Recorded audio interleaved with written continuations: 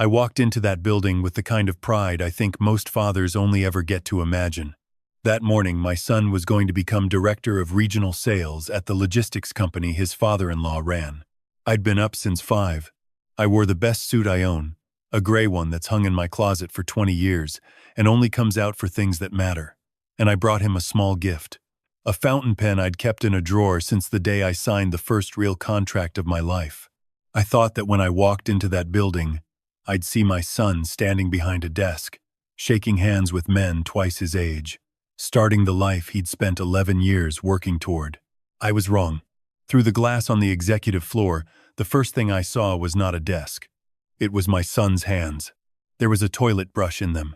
He was on his knees on cold tile in a gray coverall 3 sizes too big, head down, scrubbing a urinal in a men's room built for executives. And standing behind him was his father-in-law, holding a drink, comfortable, watching the way a man watches something that's been arranged for his entertainment. "You missed a spot," he laughed. Then he put the toe of his shoe against the mop bucket by my son's knee, and he pushed. Gray water went across that floor and up the front of the coverall and onto my son's face. "Turns out this is the work you're actually suited for." Somebody laughed, and I looked at the woman standing at the mirror, my daughter-in-law, the one I believed was carrying my first grandchild. I waited for her to step forward. I waited for her to tell her father that was enough. She looked at her husband in the mirror, and she smiled, and she went back to her lipstick. "Make it shine, baby." She said it gently. "That's the part I can't get past." She said it almost tenderly. "Daddy's got people coming tonight." My son didn't answer her. He just kept scrubbing. Stroke, stroke. Like if he went fast enough, and quiet enough, and good enough, the whole thing might be over. And then he looked up, and he saw me. I don't know which was worse, the dirty water running down his face, or what was in his eyes when they found mine. It wasn't a plea. It wasn't anger. It was the look of a grown man discovering that his father had just witnessed the one thing on this earth he would have died to keep hidden. His mouth moved. I thought he was going to say, "Dad, help me." He didn't. He looked straight at me, and he mouthed 2 words. "Go home." And standing in that hallway, I understood that it wasn't only my son being humiliated in that room.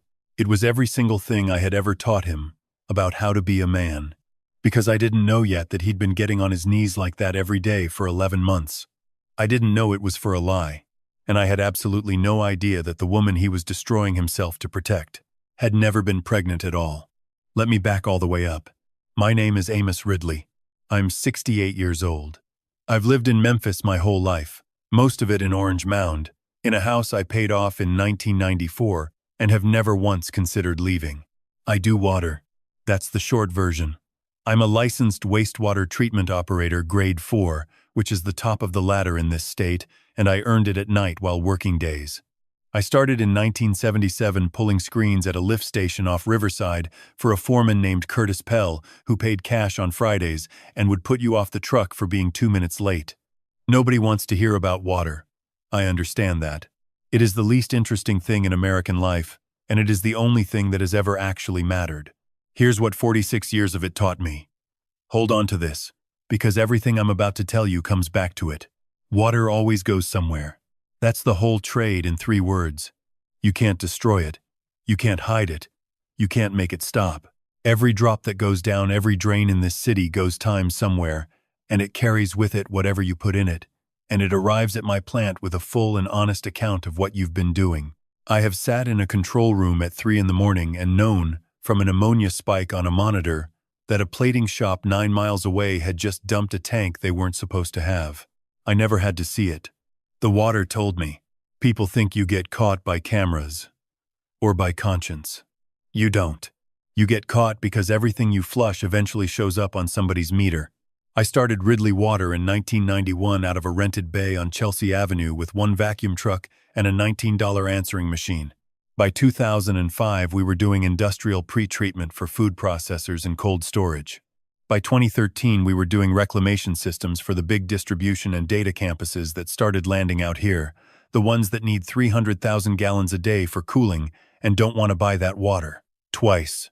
I hold a process patent on a 2-stage reclamation loop that takes cooling blowdown and puts about 80% of it back into service. I don't make anything glamorous. I get paid a small amount of money, a very large number of times, every single day in 11 states, and I never told my son any of it. I'm going to come back to that, and it is not going to make me look good. My wife Clarice died in 2003, bile duct cancer. 14 months. She was 51 years old and she was better than me in every direction that counts. Darnell was 11. I called him Dane from the day he came home from the hospital, and I have never once called him anything else. I raised that boy in the Orange Mound house on purpose. Public schools, on purpose. A used Corolla at 17, on purpose. He worked summers on my cruise from 15 real work, in July. Not a photo opportunity, and he complained about it exactly the way he was supposed to. He got into Memphis. He got a business degree. He worked 8 years in freight brokerage, and he was good at it, and he was underpaid the entire time, because that industry runs on people being underpaid. And in all of those years, I let my son believe our family had about $200,000 in the world. I told myself I was building his character. That's what I said to my late wife's sister when she asked. That's what I told myself at 3 in the morning. He needs to know what $1 costs. Now let me say the true version out loud, because it's taken me a year to work up to it. I liked being the man who quietly had it. I liked knowing something nobody in the room knew. There's a vanity in that. A small, comfortable, expensive vanity. I dressed it up as humility for 30 years. And my son paid the entire bill. He met Sutton Vance in 2019 at a logistics conference in Nashville. The Vances are one of those Memphis families. Dorsey Vance's father built Vance Freightways out of 2 tractors in 1961. There's a name on a wing at a hospital. There's a table at every charity thing in Shelby County. I met Dorsey Vance exactly twice before any of this started. The first time was an engagement dinner where he shook my hand, asked what I used to do, and turned to a waiter before I'd finished the sentence. I didn't care. I want to be clear about that. I have been looked past by better men than Dorsey Vance, and most of them were paying me at the time. The second time was at the wedding, and at that wedding he gave a toast, and in it he said he was pleased to welcome Darnell into a family that understood the value of a hard day's work. 300 people laughed politely. My son laughed too. I watched him do it, and I said nothing, because I did not want to be the difficult old man at my boy's wedding. Remember that. It comes back. In February, Dane called me, and his voice was up high in his chest the way it hadn't been since he was a kid. He said Dorsey had finally offered him something. Director of Regional Sales. Start Monday. He said, "Pop." He told me he'd been watching me. He said I'd earned it, and I believed it, because I wanted to. So that Monday I got up at 5 and pressed the gray suit I bought in 2004 for Clarice's funeral, which is the best thing I own. And I put a small gift bag together with that fountain pen in it. The one I used in 1994 to sign a pre-treatment contract with a poultry plant in Marion. I'd kept it in a drawer for 30 years. I took the bus downtown, because parking is a nuisance, and because I have always taken the bus. The Vance Freightways building is 9 stories of glass on the east side of downtown with the river out the west windows. The lobby was cold enough to hang meat. The girl at the front desk did not look up. I said, "Excuse me, I'm here to see Darnell Ridley. He's starting today, on the executive floor." She looked up, and I watched her eyes travel down to my shoes, and across the plastic gift bag in my hand, and back up to my face. And I watched her mouth do the thing. She said, "Deliveries go around back, sir. There's a service door." I said, "I'm not delivering anything. I'm his father." She typed for a moment. Then she said, with a little smile in it, "I don't have a Ridley on the executive floor. There's a Ridley on the custodial subcontractor list. You want the sub-basement. Custodial. I've heard that word my entire working life, and it has never once bothered me. I have been called worse by better. But my son was supposed to be in sales. I said thank you, and I walked past her toward the elevators. She called after me that I couldn't go up there. I went up there. I want you to understand something about that elevator ride. I wasn't angry yet. I was confused, and confusion is much worse, because your brain keeps handing you innocent explanations and you keep accepting them. Maybe it's a paperwork thing. Maybe the system hasn't updated. Maybe he's covering a shift for somebody. The doors opened on 8. Thick carpet. Quiet. The kind of quiet money buys. I walked the corridor reading nameplates. VP. VP, General Counsel. No Ridley. And then I heard laughing, down at the end, near a men's room with frosted glass walls. One of those architectural things where the glass goes clear when the door's locked, which I have always thought is a strange way to spend money. The door was propped open. You already know what was on the other side of it. I showed you at the top, and I'm not going to walk you through it twice. But there are 3 things about that hallway I left out. And those 3 are the ones I actually think about. The first is that I did nothing. For about 4 seconds I stood there and did absolutely nothing, because my brain refused to file what my eyes were sending it. That's a real thing. I've seen it on men at a plant when a line lets go. 2 or 3 seconds where the world won't match the model in your head. So before anybody asked me why I didn't move, I couldn't. Not for 4 seconds. And I have gone over those 4 seconds more times than any other 4 seconds of my life. The second thing is that the bathroom was already clean. I didn't understand that until much later, when my attorney pulled the building service contracts. There's a janitorial company on that building. A real one. Bonded. Been in there 9 years. 2 people come through at 6 in the morning and do all 9 floors, including that men's room on 8. My son was scrubbing a urinal that had been cleaned 3 hours earlier by somebody else. Sit with that. It took me a week to work out what it meant. It was never about the bathroom. There was no dirt. There was no job. The work was not the point and had never been the point. The point was that somebody be down there. And the third thing is his knees. That coverall was worn through at both knees. Not stained, through, thin, gone shiny, the way canvas goes when it's been on a hard floor over and over and over. I saw it, and I didn't process it. And then 2 nights later I was lying in the dark and it came back to me, and I sat straight up in bed at 2 in the morning. Because that is not a first day. You do not wear through the knees of a coverall on your first day. That was the shape of 11 months. It had been right there in front of me, and I'd walked out of that hallway without understanding a single thing I'd seen. I did say 1 sentence before I left. I want it on the record, because it's the only thing I got right that morning. I said, "Dane, I'll be downstairs." And I turned around and walked out. I know some of you just felt something drop. I know. I've heard what people say about that. You should have snatched that glass out of his hand. Maybe. I'm 68 with a fused vertebra.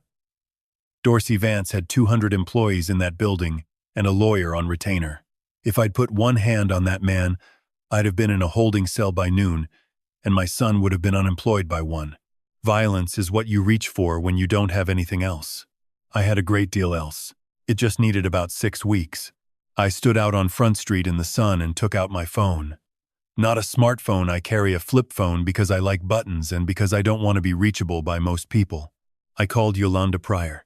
Yolanda has been my corporate attorney for 19 years. She's 54. She does not do small talk. She answers that number on the 2nd ring at any hour of the day or night. She said, "Amos." I said, "I need everything on Vance Freightways. Debt structure, terminal leases, DOT record, discharge permits, anything they've filed with the state in 5 years." She said, "Because?" I said, "Because they've got my son cleaning their toilets, and I'd like to know why a company that size needs to save that kind of money." There was a pause on that line, and then Yolanda said, "That is a very good question. We met that night at a place on Lamar. Old booths, tape on the vinyl, coffee that's been on the burner too long, the kind of place where you can talk." Dane came in at 8:40. He'd changed back into his own clothes, and he still looked like he was wearing a uniform. He sat down across from me and looked at his hands. His knuckles were raw and red from the chemicals. I didn't say anything. I have learned that if you wait long enough, people will tell you the thing. He said, "There was never a job." I said, "Tell me." He said Dorsey had called him in 3 weeks earlier and offered him director of regional sales. Verbally. Nothing in writing. Told him to give notice at his old place. Dane gave notice. And then on Monday morning, Dorsey handed him a subcontractor agreement instead.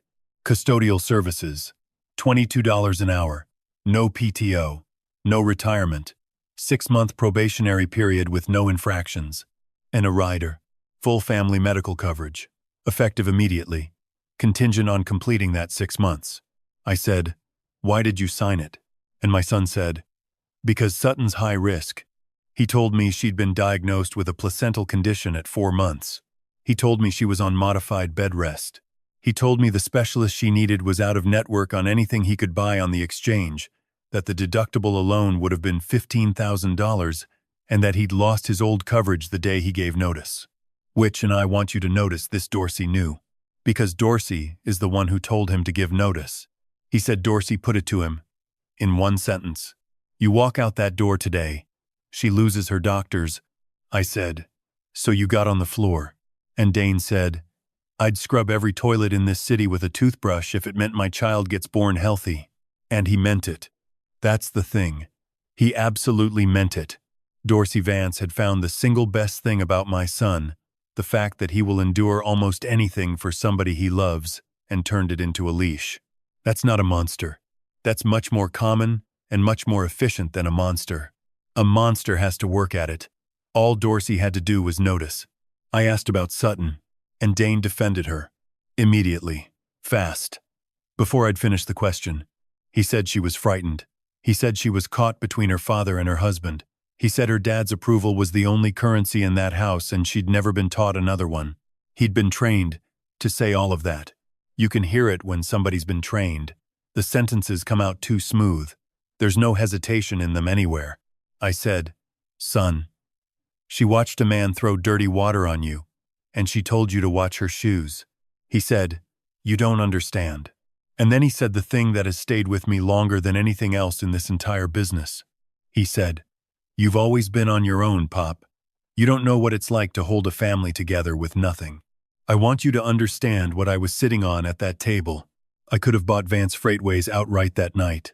Not leveraged, not financed. Wire the money before lunch. And I sat there and listened to my son tell his father that his father didn't know what it was to have nothing. And I understood that I had done that. I had built it, deliberately, over 30 years. I had raised a man so afraid of being poor that he would kneel on a tile floor for a promise. And then his phone lit up on the table between us. Sutton's picture came up. She looks lovely in that photograph. Dane flinched, physically flinched, like something hot. I said, answer it. Put it on speaker. He said, Pop, I can't. I said, answer it. He set it on the table and hit the button, and his hand was shaking hard enough that the phone rattled against the laminate. He said, hey, and her voice came out of that speaker loud enough that the woman at the register looked over. Where are you? He said he was grabbing coffee. Daddy said you left with your father. He said, he's my dad. And she said, and I'm giving you this one close to exact, because I wrote it down in my truck afterward, and eventually handed it to a lawyer. Do you have any idea how humiliating today was for me? Do you know what my friends ask me? I tell them you're in consulting. I have to lie about you. And I watched my son fold. I watched a grown man get smaller in a vinyl booth. His shoulders came in. His chin went down. He said, I know. I'm sorry. He agreed with her. And she said, 10 minutes. And don't bring him near my house. And she hung up. If you have ever sat across from somebody while they got talked to like that and watched them take it, and watched them believe it, then you already know that the hardest part isn't the anger. The hardest part is that there is no sentence you can say. You cannot argue a person out of a thing they've been slowly taught. You can only build them a floor, and hope that one day they notice they're standing on one. Dane stood up. He said he had to go. And then he did the thing that broke me. He pulled a wad of bills out of his front pocket. Ones and fives. Maybe $18. Tip money from a weekend delivery gig I didn't know he'd been working. And he pushed it across the table at me. He said, get that ointment for your back. The good one. I see how you're walking. I have made a great deal of money in my life. I have signed contracts in rooms with a view of the river. Nothing has ever been handed to me like that. My son was being crushed by 2 people. He was working a second job. He was kneeling on a bathroom floor for insurance. And he was trying to give his father his last $18 because he thought I couldn't afford ointment. I closed his hand around it. I said, keep it, son. He said, let me do something. And I said, you are. He left. The bell over that door made a cheerful little sound, and I sat in that booth for about 20 minutes. Then I called Yolanda and told her I wanted all of it. The debt, the permits, everything, and I wanted it inside a week. Here's what came back over the next 11 days. And almost none of it required anything clever.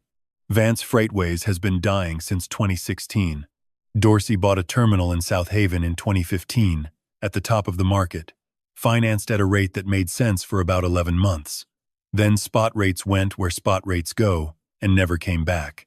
Since then, it's been refinance stacked on refinance.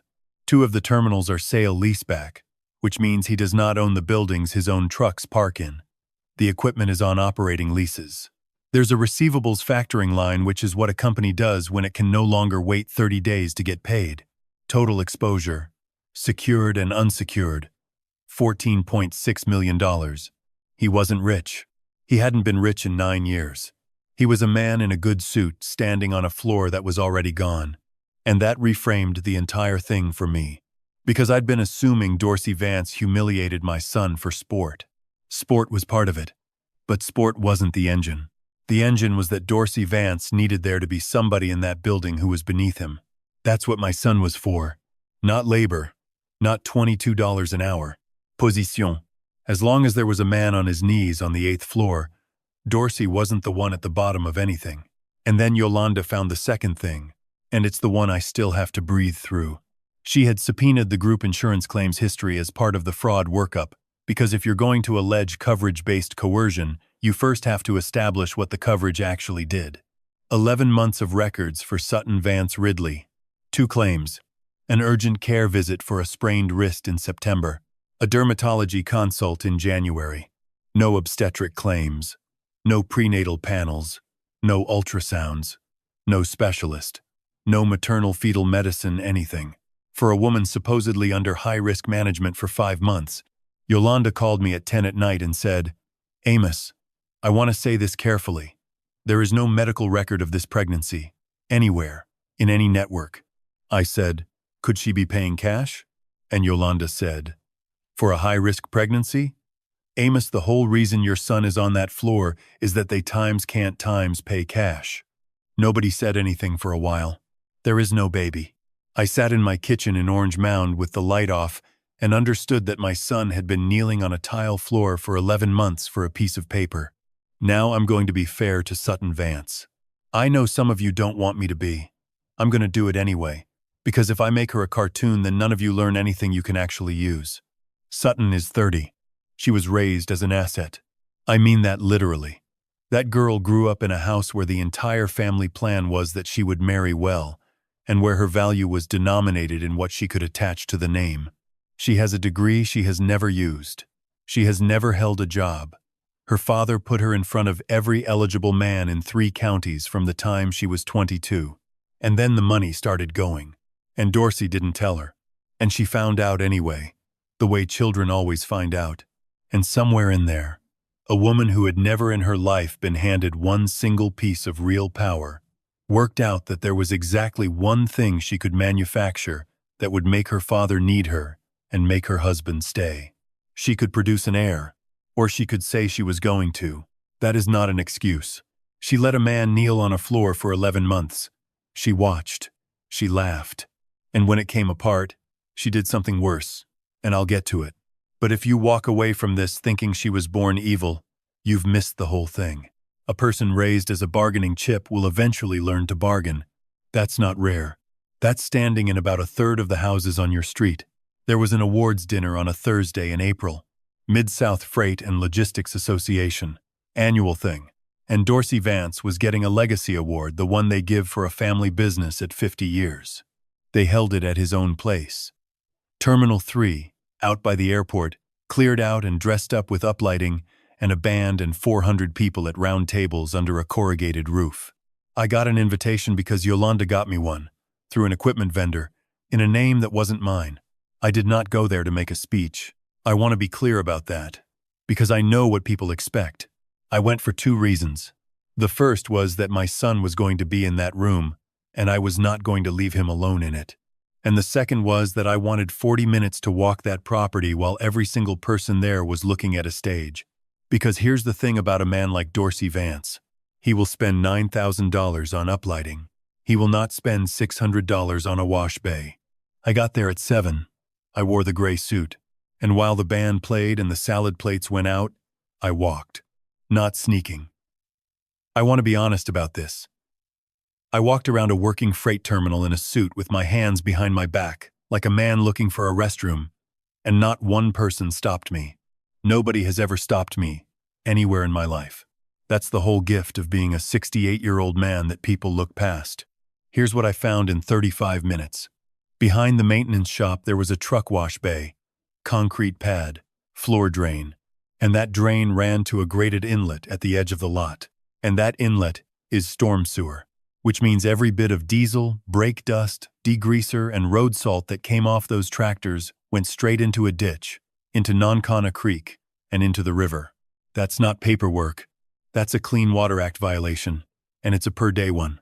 There were 4 55-gallon drums of used oil sitting uncovered on bare gravel 11 feet from that same inlet. No secondary containment. One of them had been leaking long enough to stain a patch the size of a dinner table. There was an above-ground diesel tank with a containment berm cracked at the corner wide enough to put your thumb in. And their industrial discharge permit had expired 14 months earlier and been administratively continued, which is a thing that happens, and which means everything they do is being watched harder, not less. I took 31 photographs on a flip phone with a bad camera. You don't need a good camera. You need a date stamp and a hand in the frame for scale. Then I went back inside and sat down at a table in the second-to-last ring, and I watched my son carry a tray. They had him working it, not a guest. Dorsey had put him in a white service jacket that was too tight in the shoulders and had him running drinks at a party celebrating 50 years of the company that was crushing him. I watched a man I raised carry a tray past 400 people, several of whom he had done business with for years, with his eyes on the floor. And then Dorsey got up to accept the award. And he took the microphone, and he did the thing that ended his life. He thanked the association. He talked about his father and the 2 tractors. He got a good laugh about fuel prices. And then he said, "I want to say something about work ethic." And he found my son in the room. And he said, "That's my son-in-law over there with the tray, Darnell. Stand up, son." 400 people turned around. And Dorsey said, "Now, Darnell's got a business degree. But I told him before you sell a load, you're going to times clean times a truck. That's how my daddy did me. 19 years old, sweeping the dock at Vance." Some people clapped, genuinely. Because it sounds like a virtue when you say it like that. And then he couldn't help himself, because they never can. He said, "Course, it comes natural to him. His people are in sanitation." I want to be accurate about the laugh that got. It was not a big laugh. It was maybe 40 people. It was uncomfortable, and it died fast. But it happened, and my son stood there in a white jacket holding a tray of glasses in front of 400 people in his own industry, while a man on a stage explained that cleaning came natural to his family. I watched his hands. The glasses on that tray were shaking. He was staring at a point on the floor about 6 feet in front of him, and he did not put it down. That's when I got up. Now everybody who's ever heard this story wants the part where I take the microphone. There is no part where I take the microphone. Let me tell you what actually happened, because it's better. I walked up the side of that room. It took a while. It's a big room and I don't move fast anymore. I got to the edge of the stage where Dorsey was standing with the award in his hand. And he saw me coming, and he lit up, because he thought I was about to make a scene and hand him the best night of his year. He put his hand over the microphone. He leaned down toward me. He said, "Amos, don't." And I said, "Get somebody to cover that wash bay drain before Monday." He said, "What?" I said, "The floor drain in the wash bay behind the shop. It ties into your storm inlet, and you've got 4 open drums of used oil 11 feet from the same inlet, on bare gravel." I want to describe what happened to that man's face, because it happened in stages, and I watched every one of them. First, nothing. He was still in the speech. The words hadn't landed anywhere yet. Then confusion. The very specific confusion of a man hearing technical language come out of a mouth he had already assigned to a category. Then he looked down at my hand, because I had my phone in it, and he understood that I had been outside. And then this is the part his eyes went past me to the 3rd table from the front, where a woman named Adelaide Croft was sitting, who chairs the environmental committee of that very association, and who had spent the last 90 minutes sitting 6 feet from a man about to become a federal case. He looked at her. Then he looked back at me, And Dorsey Vance said very quietly, with the microphone still live in his hand, and 400 people watching him, "What do you want? Not times who are you? Not times you can't prove that. What do you want?" That is a man who already knew. That's a man who had been walking past that drain for 9 years knowing exactly what it did. I said, "I want you to finish your speech." And I turned around and walked back to my table and sat down. And Dorsey Vance stood up on that stage and finished it. Every word. About legacy, and family, and hard work. And I'll tell you honestly what I felt watching that, because it was not triumph. It was the flat, tired feeling I get at a plant when I've finally found the failure. You don't celebrate. You've just got a long night in front of you, and somebody is going to lose their job. I got Dane out of there at 10:15. He didn't ask questions. He'd seen me go up to the stage and he'd seen Dorsey's face, and he understood none of it, and he was too far gone to ask. He slept on my couch that night for the first time since he was 22. Yolanda moved on Friday. Not dramatically. She sent 3 letters. One to the State Environmental Division, with 31 date-stamped photographs and a plain language description of a floor drain. One to Dorsey's primary lender, noting accurately that a pending environmental enforcement action against the borrower's operating property constitutes a material adverse change under their loan covenants. And one to Vance Freightways Counsel, from me, offering to purchase all of Dorsey Vance's outstanding secured and unsecured obligations at 70 cents on the dollar. That 3rd letter is the whole thing, and I want to explain why. Because it is the only genuinely clever move I made, and it's the part nobody finds exciting. I did not want his company. I have never in my life wanted a trucking company. I wanted to be his Times creditor, because a creditor doesn't have to prove anything to anybody. A creditor doesn't need a jury, or a confession, or a dramatic scene in a ballroom. A creditor just has to be holding the paper on the day a man can't make a payment. The lender took that offer in 4 days. They were thrilled. A distressed borrower with a fresh environmental file is a problem the bank would very much like to be somebody else's problem. $14.6 million. I wired it on a Tuesday morning from a plain office on Chelsea Avenue with a picture of my dead wife on the desk. And then Sutton did the thing I said I'd come back to. Dane went to that condo on a Saturday to get his clothes, and to get his mother's things. There was a box, photographs mostly, and Clarice's wedding rings in a Sucrets tin because that's where she kept them. She never trusted a jewelry box. I told him not to go alone. He went alone. She met him at the door already screaming. I know what happened in that apartment because there were 4 ear witnesses in that hallway, and because Dane told me, once, all the way through, in my kitchen, and then never again. She'd thrown his clothes off the balcony. And when he asked her where the box was, she smiled at him and told him she'd put it out with the trash on Thursday. She threw out his mother's rings. And my son, who had knelt on a bathroom floor for 11 months without raising his voice one single time, my son put both hands on that doorframe and screamed at her. He did not touch her. Not one finger. There were 4 people in that hallway, and every one of them said the same thing. He screamed, and then he turned around and walked to the elevator, and Sutton Vance followed him down. She rode down in that elevator behind him, and she walked out into the lobby of a building with 19 people in it on a Saturday afternoon, and she went down onto the marble floor, and she started screaming that he'd hit her, that she was losing the baby.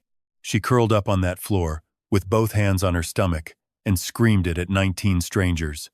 My son stopped in the middle of that lobby and could not move. Somebody called 911. 2 of them did. And that is the only reason my son is not sitting in a cell right now. Because the Memphis Fire Department has a station 4 blocks from that building, and the medics were through those doors in 6 minutes. Now I want to slow all the way down. Because this is the longest 4 minutes in this entire story, and it is the one nobody expects. 2 paramedics came in with a bag and a stair chair. Young man. Older woman. The woman went down on one knee beside her and started doing exactly what they do. Calm. Fast. No drama at all. She said, "Ma'am, I'm Renata. How far along are you?" Sutton said 31 weeks. Renata said, "Okay. I need to check for fetal heart tones. I'm going to need to lift your shirt." And Sutton Vance said no. She said, "Don't touch me." Renata said, "Ma'am, if you're having placental bleeding, we have about and Sutton scrambled backward on that marble floor, on her heels and one elbow, away from a paramedic, and said, "Get away from me." Nobody said anything. I want you to picture that lobby. 19 people, 2 paramedics on their knees on the marble, a woman screaming that she is losing her child, backing away from the only 2 human beings on earth trying to help her. Renata sat back on her heels. She didn't say anything. She's got a job to do, and she is not there to be a detective. But she looked at her partner, and that whole room did the arithmetic at the same time, in silence, in about 3 seconds. Because every person in that lobby understood, all at once, that a woman losing a baby does not refuse a stethoscope. The doorman told police later, and I read this in a statement, that Sutton stood up on her own, without help, and walked to the elevator. Stood up, on her own, off the ground. That's it. Nobody exposed her. Nobody tore anything. Nobody laid a hand on anybody. She simply declined to be examined, and then she got up off that floor and walked away, and 19 people watched her do it. Dane sat down on the floor of that lobby right where he was standing. Just sat down. And a woman he had never met, the one with the stroller, the one who'd called 911, came over and sat down on the floor next to him and did not say one word for about 10 minutes. I don't know her name. I've tried to find out. Whoever you are, I hope somebody does that for you someday. The rest is procedure, and I'll move through it, because procedure isn't where the feeling lives. Dorsey missed a payment on the 11th of May. 2 weeks after that, on a demand note I now held, that is all it takes. The environmental matter went to a consent order with a penalty and a remediation schedule, and it took the last liquidity he had. Vance Freightways filed in July. The terminals went. The South Haven property went.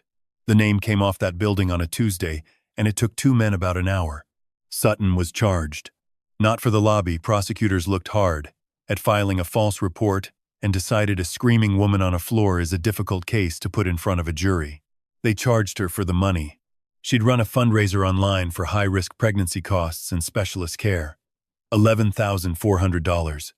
From about 200 people, most of whom gave 25. That's wire fraud. It isn't complicated. She took a plea, probation and restitution. The divorce was uncontested, which surprised me until Yolanda explained that contesting it would have required her to testify. Dane moved into a place in Cooper Young, 1 bedroom. He paid the deposit himself and got irritated when I offered. And in September, I finally told him. I told him at that same kitchen table in Orange Mound, and I put a single sheet of paper in front of him, and I made Yolanda be there, because I knew I would do it badly. He looked at the number for a long time. Then he said, "Pop, what is this?" And I told him, the reclamation loop, the patent, 11 states, 30 years. And my son looked up at me and said, "I ate ramen." And I said, "I know." He said, "I took a job cleaning toilets because I was scared of being broke." And I said, "I know it." And he said, "Why?" Here's what I told him. It took about 10 minutes, and I'd been working on it for 6 months. I said I'd spent 30 years telling myself I was teaching him what a dollar was worth. And that part was true, and I don't take it back. He can do a day's work. He doesn't waste anything. He has never once in his life been impressed by a car. But then I said the rest of it out loud for the first time. I said, "I taught you how to times endure. I taught you to put your head down and take it and be the last man standing." That's what I knew. That's what I got from my father.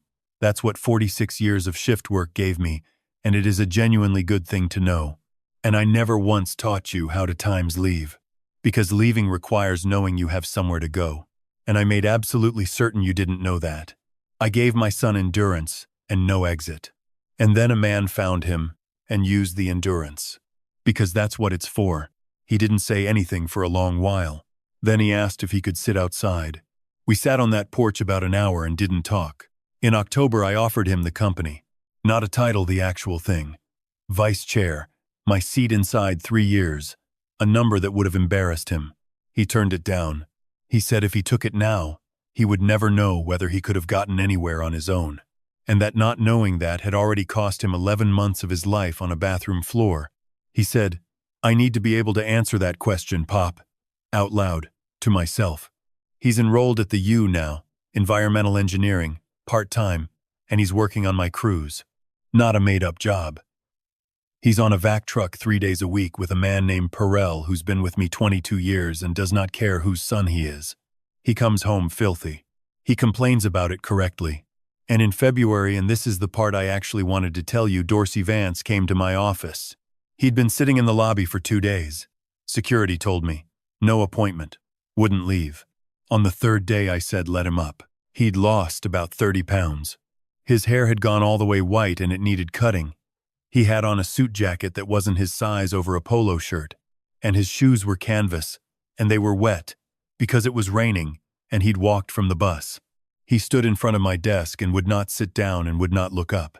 He said, "Amos, I need work." He said nobody would take his calls. He said he was in a room off Elvis Presley Boulevard that his sister was paying for.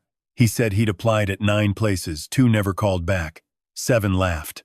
He said, "I know freight. I can dispatch. I can do routing. I'll take anything."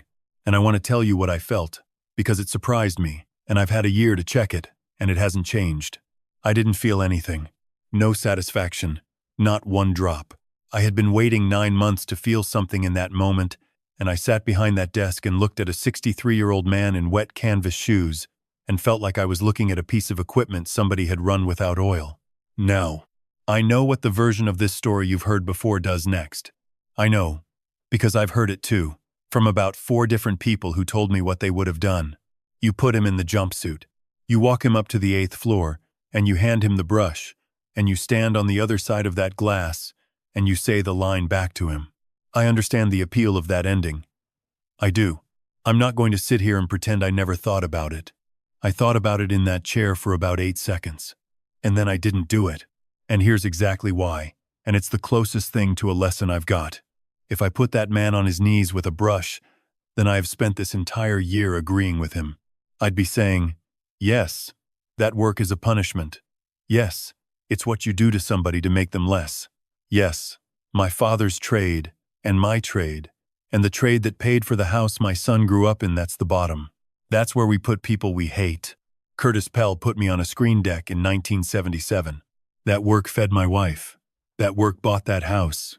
That work is the reason there is clean water coming out of a tap in 300,000 homes in this county tonight. I will not use it as a punishment. Not for him. Not for anybody. So here's what I actually did. I told him we had an opening. Dispatch coordinator at the Chelsea Yard. Night shift. $48,000 a year. Benefits at 90 days. Reporting to a woman named Cheryl, who's 36, has been with me 11 years, and would not have cared who he used to be. I said it plain. No conditions, no speech. It's a real job. I needed somebody in it. And Dorsey Vance stood in my office and looked at me for a long moment. And he said, "Under a woman? At a Times Water Times company?" I said, "That's the job." And he said quietly, and I don't think he even meant to say it out loud, "I'd be one of you people." Nobody said anything. And then that man turned around and walked out of my office and out of my building and back into the rain, with nothing, at 63 years old, because he could not physically bring himself to take honest work from a family he had decided was beneath him. I did not destroy Dorsey Vance. I offered him a way out with both hands, and he could not take it because the only thing he had left was the belief that put him there. That's the ending. That's really the ending. He walked to the bus stop, and I sat in that chair and watched him go, and I thought, this is what it costs to spend your whole life needing somebody underneath you. Eventually there's nobody down there but you, and you still won't look up. Here's the lesson, and it is not the one you're expecting from an old man with money. Everybody watching this is going to take away Times don't judge people by their clothes, and that's fine, and it's true, and it is not what this cost me. What this cost me was 30 years of teaching my son to endure without ever teaching him he had a floor. And I want to say this to every parent watching, and to every single person who has somebody depending on them. Humility without an exit is just training somebody to accept things. If you teach a person to work hard and take their lumps and never complain, and you do not also make absolutely certain that they know exactly what their floor is, in specific numbers, what they would land on if they walked out tomorrow, then you have not built their character. You've built a very good employee for the first person who figures out what they love. So here's the thing to do this week. It's uncomfortable and it takes about 20 minutes. Sit down with the people who depend on you. Your kids, your spouse, your mother, whoever it is. And tell them the actual number. What's in the account. What the house is worth. What the policy pays. Where the documents are. What would happen, concretely, if everything went wrong on a Tuesday. Not someday. Not in a will. Out loud. At a table. With coffee. Because a person who does not know they have a floor will accept almost anything. Mine ate ramen with $200,000 behind him that he didn't know about, and knelt on a bathroom floor rather than risk it. And here's the question. I'd like you to actually sit with it instead of scrolling past. What are you putting up with right now that you would walk away from tomorrow if you were certain you had somewhere to land? And the harder half of it, are you actually certain you don't? Because a great many people are enduring something on the strength of arithmetic they have never once done. Do the arithmetic. Tonight. On paper. Last Saturday, Dane came by after his shift. He was filthy, and he smelled like a lift station, and he ate everything in my refrigerator standing up at the counter. And he told me about a problem they'd had on a grease line off Summer Avenue, and he explained it to me. To times me. For about 10 minutes. He got one part of it wrong and I let him keep going. Then he washed his hands at my sink for a long time, the way you learn to. And he said, "Pop, you got that ointment?" I said it's in the bathroom. He said, "Good, 'cause I'm not buying it again." All right. 3 things and then I'll let you go. First, tell me straight in the comments what you make of what I did in that office. Comment 1. If you think offering that man a job was the right call, and it's the only ending where I don't turn into him. Comment 2. If you think he should have been made to feel one single day of what my son felt for 11 months, and that mercy for a man like that is just another way of letting him off. Or comment 3. If you think the person who actually failed in this story is me, that I spent 30 years hiding a floor from my own child, and that everything Dorsey Vance did to him was only possible because I had already made him afraid. I know which one I'd pick. I've had a year.